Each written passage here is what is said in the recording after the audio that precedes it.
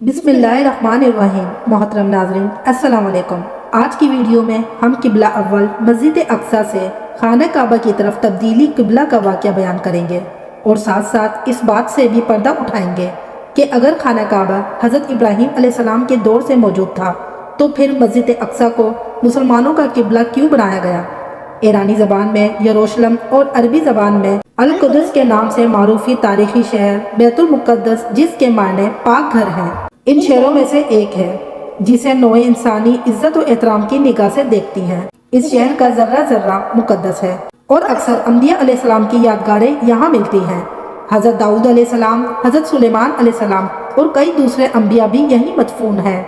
ये दुनिया का वो वाहिद शहर है जिसे यहूदी, मसीह और मुसलमान तीनों मुकद्दस मानते हैं। यहूदियों का अकीदा है कि ये वो जगह है कि यहाँ से कायनात की तख्लीक हुई।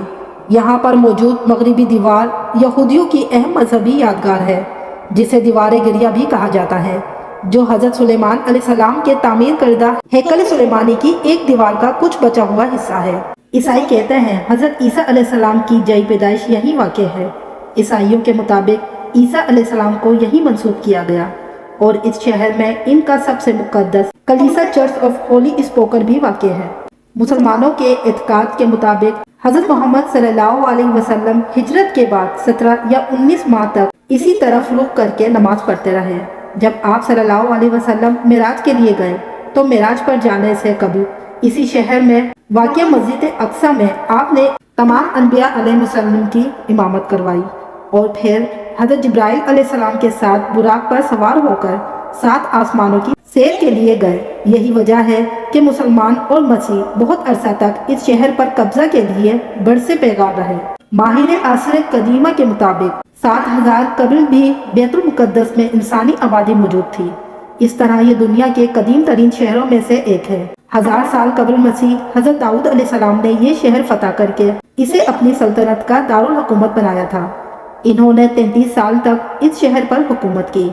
हज़रत दाऊद अलैहिस्सलाम की वफ़ात के बाद इनके बेटे हज़रत सुलेमान अलैहिस्सलाम ने बैतुल मुक़द्दस में एक माबूद तामीर करवाया जिसे हैकल सुलेमानी कहा जाता है। हैकल सुलेमानी में ताबूत सकीना रखा गया।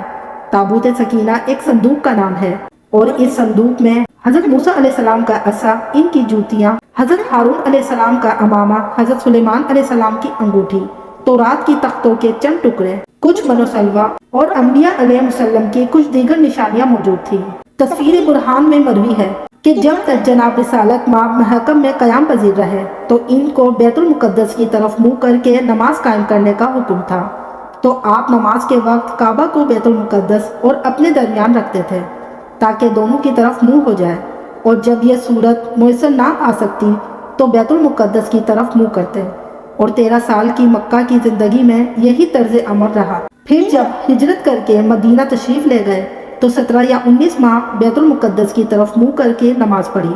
और जब रसूल खुदा सल्लल्लाहु अलैहि वसल्लम यहूदियों को इस्लाम की दावत देते तो वो एतराज़ करते कि अगर हमारा दीन बातिल है तो आप हमारा किबला की तरफ मुँह करके नमाज क्यों पढ़ते हैं।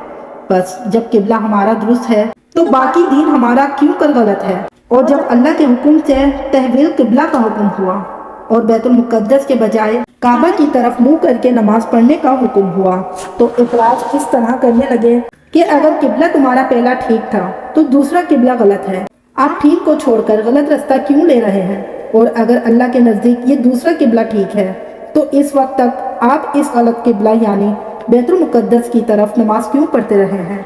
अल्लाह ताला ने इनके इस एतराज़ को इनकी बेवकूफ़ी से ताबीर फरमाया और इसका जवाब इस तरह जिक्र फरमाया कि मशरिक़ व मग़रिब सब अल्लाह के लिए है और वो जिस तरफ मुँह करके इबादत करने का हुक्म दे इसमें कोई कबाहत नहीं, और इसके हुक्म की अताअत करना ही सीधा रास्ता है। बैतुल मुक़द्दस या काबा में से किसी को कोई ज़ाती खसूसियत हासिल नहीं है जिसकी बिना पर किबला सिर्फ वही हो सकता हो और बस, बल्कि किबला करार पाने के लिए जगह का तकद्दुस के साथ साथ अल्लाह का फैसला भी मयार है, क्योंकि किबला इसके हुक्म से बनता है। पैगम्बर इस्लाम सल्लल्लाहु अलैहि वसल्लम ने भी यहूदियों के इल्ज़ाम का इस तरह जवाब दिया। आपने फरमाया कि अल्लाह ताला ने तुमको हफ्ते के दिन मछली का शिकार का मना फरमाया था और बाकी अयाम में तुम्हारे लिए जायज़ करार दिया था। अगर मछली का शिकार जायज़ था तो हफ्ते दिन को मना क्यों किया। اور ناجائز تھا تو باقی ایام میں جائز کیوں رکھا گیا؟ انہوں نے کہا کہ دونوں حکم جائز اور تابع مسلط خاوندی تھے۔ پس آپ نے فرمایا تحویل قبلہ کی بھی یہی صورت ہے کہ اپنے وقت میں وہ بھی صحیح تھا اور اب یہ بھی صحیح ہے اور مصلحت خدا کے تابع ہے۔ اس کے بعد ان کے دیگر شکوک کا جواب دینے کے بعد آپ نے فرمایا اے اللہ کے بندے، تم بیمار کی حیثیت سے ہو اور اللہ طبیب کی حیثیت سے ہے۔ تمہیں شفا یابی کی ضرورت ہے، خواہ طبیب علاج کا جو طریقہ بھی اختیار کرے، اور بیمار کی شفا یابی ہمیشہ طبیب کی منشا کے مطابق علاج کرنے سے ہوتی ہے، نہ کہ مریض کی رائے سے۔ بس اللہ کے حکم کو تسلیم کرو، اسی میں ہی فائدہ ہے۔ ان اعتراضات کے علاوہ مسلمانوں کو ورگلانے اور گمراہ کرنے کے لیے یہودیوں نے مسلمانوں کے دلوں میں شکوک پیدا کرنے شروع کیے تھے کہ تمہاری گزشتہ نمازیں سب ضائع ہو گئی کیونکہ وہ قبلہ تمہارا درست نہ تھا۔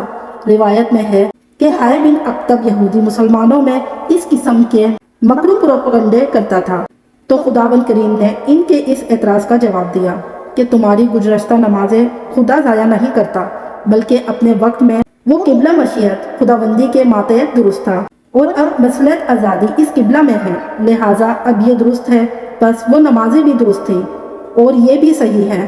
تفسیری یاشی سے مروی ہے کہ جب طویل قبلہ کا حکم ہوا تو مسلمانوں نے جناب رسول خدا سے دریافت کیا کہ ہماری گزشتہ نمازیں ضائع تو نہیں، یا جو ہمارے مسلمان بھائی اس زمانے میں انتقال کر گئے ان کو تو کوئی گرفت نہ ہوگی؟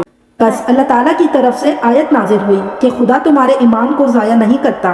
تحویل قبلہ یعنی قبلہ کی تبدیلی کے بارے میں اللہ تعالیٰ قرآن میں فرماتا ہے کہ کھرے اور کھوٹے کو الگ الگ کرنے کے لیے ہم نے تحویل قبلہ کا حکم دیا تاکہ عام پتہ چل جائے کہ رسول صلی اللہ علیہ وسلم کی اطاعت دل و جان سے کرنے والے کون کون ہیں اور پیچھے ہٹنے والے کون ہیں۔ تفسیر برہان میں مروی ہے کہ مکہ والے چونکہ کعبہ سے زیادہ محبت رکھتے تھے، اس لیے ان کی خواہشات کے خلاف بیت المقدس کو قبلہ قرار دینے کا حکم ہوا تاکہ خواہش کی اطاعت کرنے والے اور رسول کی اطاعت کرنے والے الگ الگ ہو جائیں۔ اور جب آپ ہجرت کر کے مدینہ تشریف لے گئے تو یہاں کے لوگ بیت المقدس سے مانوس تھے، کیونکہ مدینہ کے یہودی بیت المقدس کی طرف منہ کرتے تھے، بس اس کی خواہشات کے خلاف کعبہ کی طرف منہ کرنے کا حکم دے دیا تاکہ رسول کے اطاعت گزار اور خواہش نفس کے پیچھے چلنے والے الگ الگ ہو جائیں۔ اگرچہ یہ بات بڑی گراں اور بھاری تھی، لیکن جن پر اللہ کی مہربانی ہو اور اس کی ہدایت و توفیق شامل حاصل ہو تو کوئی بڑی بات نہیں۔ روایت میں ہے کہ جب یہود نے آن حضرت صلی اللہ علیہ وسلم پہ اعتراضات کیے تو آپ بہت رنجیدہ خاطر ہوئے اور رات کو گھر سے باہر تشریف لا کر امر خدا کے انتظار میں آسمان کی طرف دیکھتے رہے۔ جب صبح ہوئی اور نماز ظہر کا وقت آیا، آپ بنی سالم کی مسجد میں نماز ظہر کی 2 رکعت ادا فرما چکے تھے اور آپ سے بازو سے پکڑ کر آپ کو کعبہ کی طرف پھیر دیا، اور اس وقت قرآن کی یہ آیت اتری، ہم آپ کو بار بار آسمان کی طرف منہ کرتے دیکھ رہے ہیں، لہٰذا اب ہم آپ کو اسی قبلے کی طرف پھیر دیتے ہیں جسے آپ پسند کرتے ہیں۔ اب آپ اپنا رخ مسجد حرام کی طرف کریں اور تم لوگ جہاں کہیں بھی ہو اپنے رخ اس کی طرف کرو۔ اور اہل کتاب اس بات سے بخوبی واقف ہیں کہ یہ ان کے رب کی طرف سے حق پر مبنی فیصلہ ہے، اور جو کچھ وہ کر رہے ہیں اللہ اس سے غافل نہیں ہے۔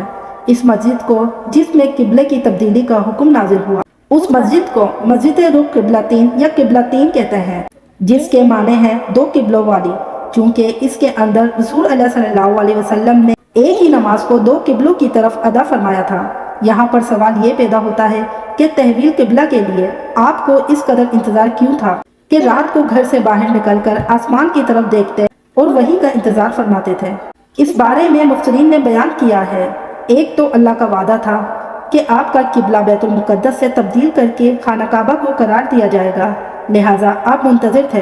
ابن عباس رضی اللہ عنہ سے مروی ہے کہ خانہ کعبہ حضرت ابراہیم علیہ السلام اور آپ کے دیگر آبائے تحریم کا قبلہ تھا، اس لیے آپ صلی اللہ علیہ وسلم کو اس سے محبت تھی اور خواہش تھی کہ ہمارا قبلہ بھی وہی ہو۔ اس کے ساتھ ساتھ یہود کی تانا زنی بھی حد سے بڑھ چکی تھی، اور چونکہ عرب اقوام کو کعبہ سے انس تھا، اس لیے کعبہ کے قبلہ ہونے کی خواہش آپ کے دل میں تھی تاکہ عرب قومیں زیادہ سے زیادہ دین اسلام میں داخل ہو سکیں۔ علماء یہود و نصارہ کو بھی اس بات کا علم تھا کہ قبلہ کی تبدیلی کا حکم اللہ کی جانب سے ہے، لیکن اس کے باوجود پھر بھی اعتراض کرتے تھے۔ उलमा तबरीज़ी रहमतुल्लाह अलैह ने बयान फरमाया है कि इनको इसलिए मालूम था कि अंबिया से इनकी बशारत भी थी कि आने वाले नबी की सिफात उलफ ना होंगी, और इन सफ़ात में से एक ये भी है कि वो 2 कबीलों की तरफ नमाज पढ़ेगा। लेकिन दरअसल यहूदियों की हरदर्मी गलतफहमी पर नहीं बल्कि बगदू अनाद पर मुबनी थी। इसलिए इन्होंने रसूल अकरम सल्लल्लाहु अलैहि वसल्लम की दावत इस्लाम को ना सिर्फ हमेशा ठुकराया बल्कि हमेशा किसी न किसी बात पर एतराज़ करते रहे। अल्लाह ताला ने अपने हबीब को इस बारे में यूं वही की कि वो अनाद में इस हद तक पहुँच गए हैं कि हक बात को कबूल नहीं करते हैं। उनके एतराज़ात हक की तलाश के लिए नहीं बल्कि उनके अनाद ही अनाद हैं। अगर आप दलाइल के ढेर भी लगा दें तब भी वो मानेंगे नहीं, और ना अब आपको इनके किबला की तरफ मुंह करने की इजाज़त है, क्योंकि पहला हुक्म मनसूख हो चुका है। और अहले किताब आपके किबला को तो क्या मानेंगे, जबकि इनके अपने दरमियान भी किबला में इख्तलाफात हैं। वो भी एक दूसरे के किबला की तरफ नहीं झुकते। तफसीर मजमा अल बयान में है कि नासरा मशरिक की तरफ मुँह करते थे जिस तरफ हज़रत ईसा अलैहिस्सलाम की विलादत थी, और यहूदी बैतुल मुक़द्दस की तरफ मुँह किया करते थे। मोहतरम नाज़रीन, ये थी मुकम्मल कहानी मस्जिद अक्सा से खाना काबा की तरफ तब्दीली किबला की। उम्मीद करती हूँ कि आपको आज की वीडियो अच्छी लगी होगी। अगर आपको हमारी वीडियो अच्छी लगी है तो वीडियो को लाइक ज़रूर करें, और हमारी मज़ीद इसी तरह की वीडियो देखने के लिए हमारा चैनल हिस्ट्री ऑफ इस्लाम ज़रूर सब्सक्राइब कीजिए। मिलते हैं अगली एक न्यू वीडियो में, जब तक के लिए इजाज़त, अल्लाह हाफिज़।